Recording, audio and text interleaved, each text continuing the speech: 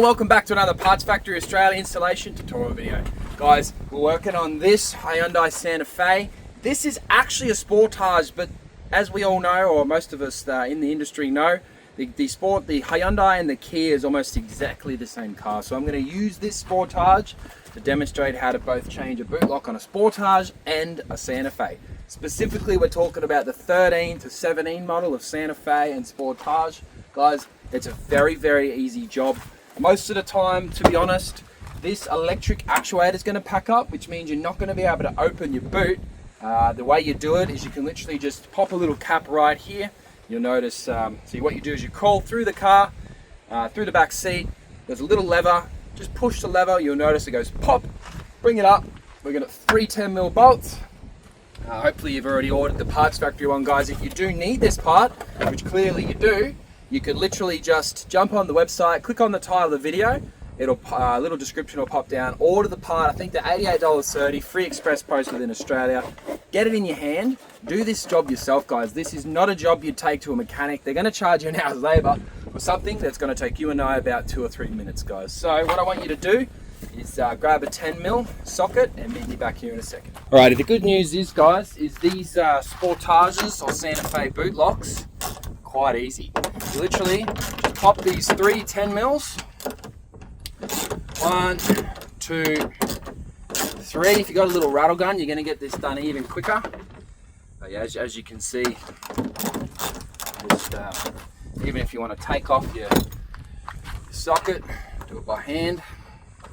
Should have really grabbed a little rattle gun. 1, nice and short. You can already see it's ready to fall out.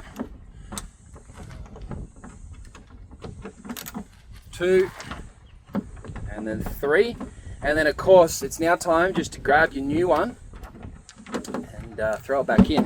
One thing you will find is as you pull it out, you kind of got to like wiggle it around, if you know what I mean. Wiggle it around. It is usually quite tight to get these out, but I assure you, if they went in, it's definitely going to come out. I'll work out how to do it and then I'll let you know. There you go there. Bit bizarre, to be honest, guys. It should have been much easier than that. I've never seen one that's that tight. Now, so that plug's fallen in there. Let's have a look at the length of it. Does it come out? Yeah, so it does come out. So yeah, that's strange. It should be easier than that. But anyway, so at this point, you would grab your new one. Hopefully you've got it delivered from Parts Factory. And then, yeah, of course, it's the same procedure in reverse. You can see what I'm saying here, guys.